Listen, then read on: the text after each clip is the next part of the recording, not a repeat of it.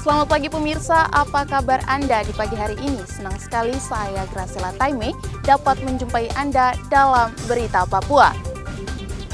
Sejumlah informasi menarik dan teraktual telah berhasil dirangkum tim redaksi kami. Berikut 3 berita utama hari ini.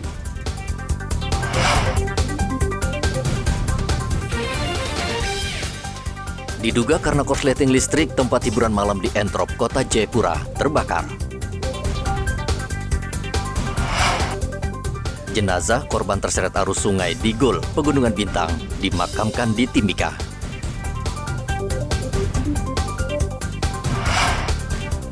Hujan sehari, sejumlah ruas jalan utama di Kota Sorong banjir.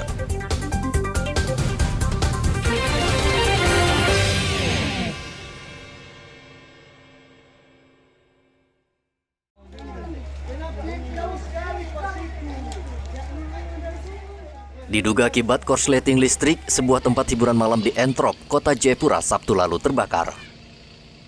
Api dengan cepat membesar dan melahap seluruh tempat hiburan malam Boulevard. Sumber kebakaran diduga berasal dari salah satu ruangan VVIP yang dilengkapi sound system dan peralatan elektronik. 1 jam kemudian api baru bisa dipadamkan setelah 3 mobil pemadam kebakaran milik Pemkot Jayapura dibantu 2 water cannon milik Polda Papua dikerahkan.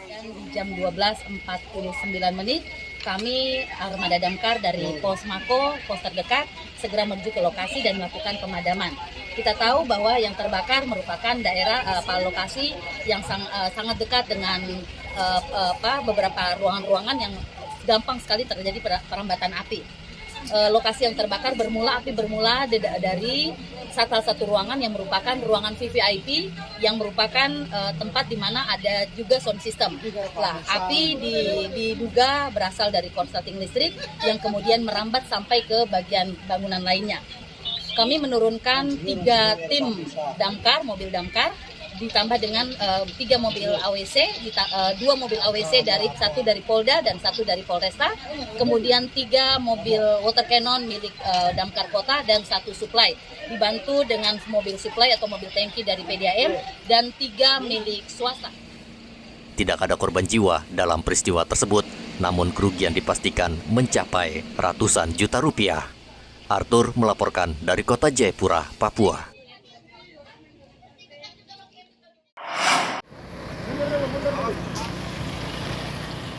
Jenazah Bribda Risman Rahman yang merupakan salah satu korban kecelakaan jembatan yang putus di Pegunungan Bintang Ahad kemarin tiba di Timika.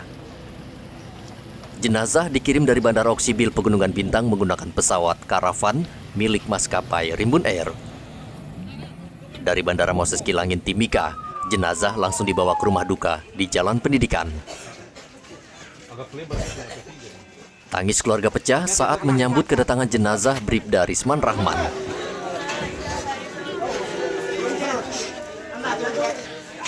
Bribda Risman merupakan seorang anggota Polri yang bertugas di Polres Pegunungan Bintang. Ia bersama 3 rekannya terseret arus sungai di Gul saat jembatan gantung yang mereka lintasi putus. Melaksanakan pemakaman rekan kita almarhum Bribda Risman Rahman. Kebetulan mengalami musibah di wilayah hukum Polres Pegunungan Bintang karena kebetulan memang keluarganya ada di Timika, jadi almarhum atau jenazah beliau dibawa ke sini kemudian dimakamkan. Ya, selama proses pemakaman semuanya berjalan dengan baik, semuanya berjalan dengan lancar dan kami mewakili satuan untuk Polres Timika atas kemudian almarhum, semoga diberikan tempat yang terbaik dan keluarga yang ditinggalkan diberikan keikhlasan bersama. Usai sholat, jenazah Bribda Risman langsung dimakamkan di pemakaman umum Muslim Mimika. Proses pemakaman dilangsungkan dengan upacara militer yang dipimpin langsung Kapolres Mimika. Dari Mimika, Papua Tengah, Igobat Momolin melaporkan.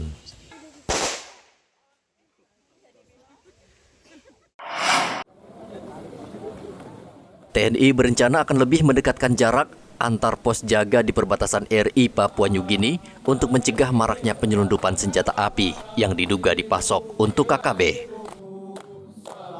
Selama ini diakui antar satu pos jaga dengan pos lainnya jaraknya sangat jauh sehingga sulit memantau pergerakan para penyelundup atau pelintas batas yang membawa senjata api atau amunisi untuk KKB. Selain itu, jumlah anggota TNI yang bertugas di perbatasan saat ini jumlahnya kurang sehingga menyulitkan melakukan pengawasan. Dan Rem 174 Anim Tiwani Anggap Merauke, Brigjen Reza Pahlevi mengatakan saat ini ada 42 pos jaga TNI di sepanjang perbatasan Indonesia dari Merauke hingga Kabupaten Bovendigul dan diperkuat 2 batalion.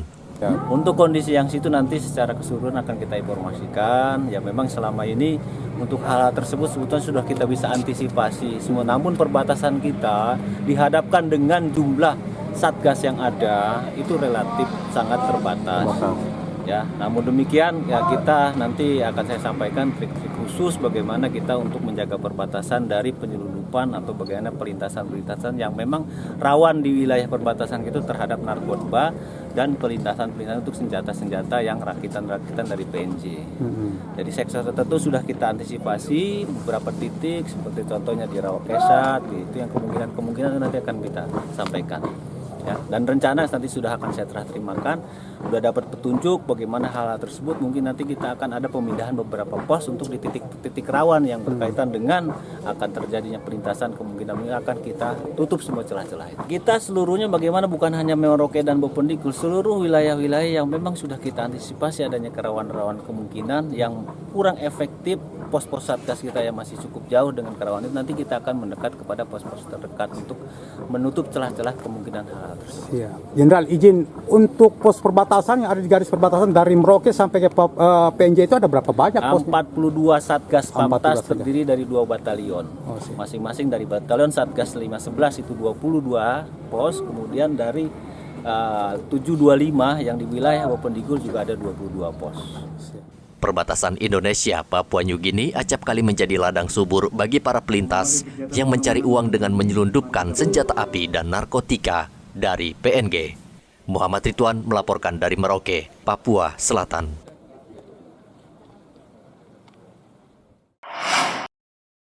Seorang pekerja sampah di Timika menemukan puluhan peluru aktif di dalam bak atau tempat sampah. Penemuan amunisi tersebut berawal ketika pria tersebut sedang membersihkan sampah di sekitar tempat penampungan sampah di Pasar SP2 Timika. Secara tidak sengaja ia menemukan kaos kaki berwarna hitam yang ternyata isinya puluhan butir peluru aktif. Kapolres mengatakan kasus penemuan amunisi jenis kaliber 5,56 sedang diselidiki oleh pihaknya. Amunisi di tempat sampah itu memang kita awalnya ada laporan dari petugas kebersihan yang menyampaikan ke Kabin Kamtibmas kami bahwasanya yang bersangkutan menemukan benda yang sedikit mencurigakan. Akhirnya personil Kabin kami ke sana, kemudian setelah dicek di dalam kotak ada bungkusan di dalam kaos kaki. Nah, setelah dibuka di dalam kaos kaki itu ternyata isinya beberapa butir amunisi. Nah, kami dari Polres Timika sampai saat sekarang ini masih terus berusaha melakukan pendalaman. Ini amunisi sumbernya dari mana? Kemudian kepemilikannya seperti apa? Ya mudah-mudahan dalam waktu dekat ya ada titik terang sehingga kita bisa tahu asal-usul daripada amunisi. Masih aktif amunisinya? Masih. Kaliber berapa? Yang kita temukan kaliber 5,56. Polisi belum bisa memastikan siapa pemilik dan asal-usul amunisi tersebut. Namun yang pasti, Polres akan mengembangkan temuan ini. Dari Mimika, Papua Tengah, Igobat Momolin melaporkan.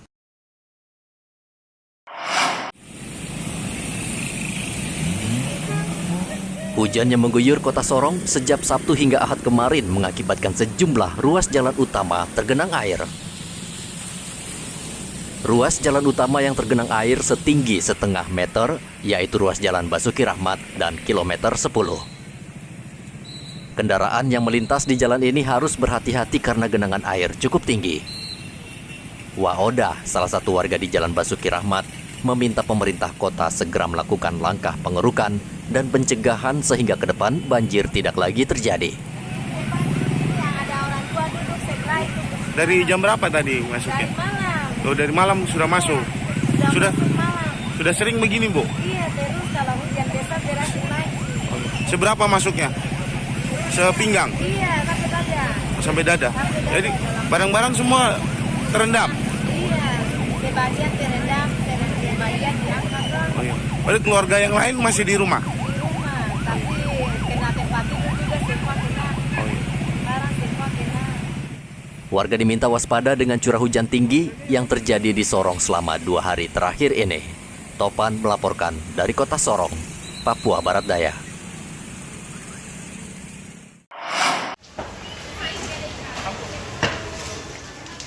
Kendati harga ayam potong di Timika tengah naik, namun pedagang rupanya masih enggan menaikkan harga dan tetap menjual dengan harga normal. Saat ini harga ayam potong di sejumlah pasar rata-rata naik Rp2.000 karena sejumlah bahan pokok juga mengalami kenaikan harga. Namun dari hasil pemantauan di Pasar Sentral Timika, harga ayam potong masih normal. Kalau ayam masih penjualan masih harga 40. Cuma dari sananya Surabaya naik 1.000. Kemarin kan harga 30, sekarang naik 32 per kilo tuh. Udah berapa hari? 3 hari yang lalu.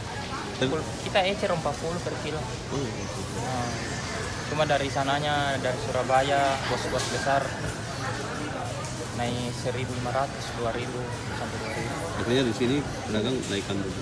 Tidak, masih tetap kita jual 40. Kan masih bisa untung sedikit toh. Ini memang rata-rata pasukan dari luar ayamnya? Dari luar, kalau ayam beku. Dari luar, Surabaya. Cuma sih? Agak sepi. Iya. Memang Habis setiap tahun tahun, baru tuh. setiap tahun setelah tahun baru biasa begini. Iya. Setiap tahun kalau habis tahun baru, habis Natal, pemakaian ya sepi. Apalagi kalau tanggal-tanggal tua tuh. Kalau tanggal-tanggal tua itu sepi. Tergantung, kadang biasa kita dapat 8, 10. Saat ini harga ayam potong di Pasar Sentral Timika dijual Rp50.000 per kilogram. Sedangkan per 1 ekor harganya lebih mahal sesuai dengan berat ayam tersebut. Para pedagang di Pasar Sentral berharap pemerintah bisa menekan kenaikan harga ayam potong agar harga tidak melonjak karena akan sangat berpengaruh pada omset pedagang kecil. Dari Mimika, Papua Tengah, Igobat Momolin melaporkan. Merebaknya penyakit campak di sejumlah daerah di Indonesia menjadi perhatian serius Dinas Kesehatan Merauke. Sejak 3 bulan terakhir, Dinkes Merauke menggelar program vaksinasi campak, khususnya untuk anak-anak yang dilakukan di setiap sekolah di Merauke. Menurut Kepala Dinas Kesehatan Merauke, Neville Muskita, hingga saat ini belum tercatat ada laporan warga yang terserang virus campak. Kendati demikian, langkah pencegahan tetap perlu dilakukan. Vaksin campak ini? Itu kan rutin. Rutin. Itu program rutin. Iya. Tapi kira-kira sudah ada korban istilahnya yang diderita oleh anak-anak Merauke campak itu, Dok? Sampai dengan hari ini kami belum dapat laporan. Belum ada laporan. Belum ada laporan. Iya. Tapi untuk kan itu juga bagian dari surveillance penyakit yang bersifat rutin ya. Penyakit-penyakit yang dapat dicegah dengan imunisasi itu memang menjadi program rutin untuk dilakukan pengamatan secara terus-menerus ya. Dari dulu juga untuk campak ini kan selalu ada target programnya. Artinya mau tiap tahun itu minimal ada berapa sampel yang harus kita kirim untuk diperiksa apa campak atau tidak. Jadi itu sudah merupakan program yang rutin yang dilakukan. Jadi untuk sementara belum ada data, Dok, artinya ada yang derita campak oleh... Sementara belum. Dengan vaksinasi campak ini akan membentuk kekebalan tubuh terhadap anak sehingga tidak rentan terpapar virus campak. Muhammad Ridwan melaporkan dari Merauke, Papua Selatan.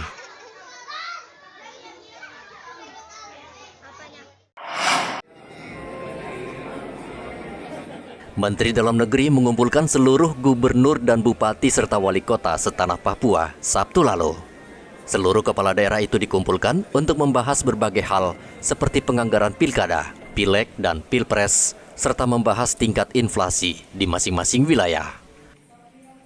Pertemuan yang digelar di salah satu hotel di kota Sorong itu berlangsung tertutup. Usai rapat, Wamendagri John Wembe Wetipo mengatakan paparan kepada seluruh kepala daerah yaitu fokus pada pelaksanaan pilkada dan pilpres serta pileg agar dikoordinasikan dan dianggarkan bersama sehingga agenda pemilu dapat berjalan dengan aman dan lancar tahun depan. Hari ini sudah lengkap hadir PLH Gubernur Papua, PJ Gubernur Papua Barat, dan 4 PJ Gubernur. 4 JOB yang hadir, dan juga seluruh bupati, wali kota, dan juga para PJ-PJ hadir hari ini untuk bagaimana kita rakor bersama. Kan sekarang kan dalam proses masa transisi politik ini kan supaya tidak terpengaruh dengan proses politik yang sedang terjadi, tapi bagaimana kepala daerah bisa tegak lurus untuk proses mengawal proses pelaksanaan pemilu serentak maupun apa yang akan dikerjakan oleh kepala daerah. Nah, salah satunya adalah diajak Pak Profesor Yohanes Surya. Ini beliau bagaimana untuk mengedukasi anak-anak Papua supaya bisa lebih baik, karena bisa berbicara ekonomi, bisa berbicara politik, bisa berbicara infrastruktur, tapi kalau orang tidak teredukasi dengan baik kan tidak bisa. Makanya ini salah satu program yang akan dikerjakan ya oleh teman-teman para PJ gubernur maupun bupati ke depan kita sendiri. Kenapa Pak Mendagri memfasilitasi Pak Profesor Yohanes Surya untuk datang? Ini juga kan salah satu bentuk kepedulian kita bersama untuk membangun Papua ke depan lebih baik. Wamendagri juga meminta kepada kepala daerah agar membuat program yang menyentuh langsung masyarakat dan fokus pada peningkatan ekonomi warga. Topan melaporkan dari Kota Sorong, Papua Barat Daya. Hari ulang tahun Merauke tentunya merupakan kebahagiaan. Pemkab Merauke terus memberikan peluang bagi pengusaha kecil untuk tumbuh dan berkembang. Untuk itu Pemkab Merauke akan menggelontorkan dana bagi warga yang memang ingin terjun dalam usaha skala kecil. Hal tersebut disampaikan Bupati Merauke Romanus Baraka saat membuka pameran kuliner dan hiburan rakyat dalam rangka memeriahkan HUT Merauke. Menurut Bupati, Pemda akan terus mendorong kelompok usaha kecil yang dikelola warga agar bisa menjadi perekonomian keluarga, agar mandiri dan perekonomian Merauke secara umum. Giat rakyat, terutama giat generasi muda Merauke, ini harus terus dilakukan. Sehingga, misalnya Pak Kapolres sampaikan, supaya kakak mereka terhindar dari, dalam tanda kutip, dari minuman keras, miras, seperti itu. Dan puji Tuhan, alhamdulillah, di Merauke ini hampir semua giat coba kita dorong terus. Ini terus kita lakukan, demikian juga dengan giat ekonomi seperti saya sampaikan tadi. Desember ada kebijakan sesuai dengan Undang-Undang Otsus, saya coba dorong tunai kurang lebih kepada 3.000 rumah tangga lebih. Kita dorong tunai agar mereka betul-betul mendapatkan suntikan modal fresh, modal cash, dan kita upayakan mereka bergerak untuk bagaimana mengembangkan modal tersebut. Ini yang coba kita lakukan. Sebentar nanti sesudah ini ada beberapa pondok kuliner yang ada juga coba kita suntik lagi. Mudah-mudahan mereka tetap tumbuh. Ini yang kita harapkan sehingga rakyat Merauke ini tumbuh. Dalam acara ini lebih dari 100 stand dibangun untuk warga dan kelompok usaha kecil dalam memasarkan hasil olahan produk warga seperti makanan yang terbuat dari ubi, ketela, dan sagu.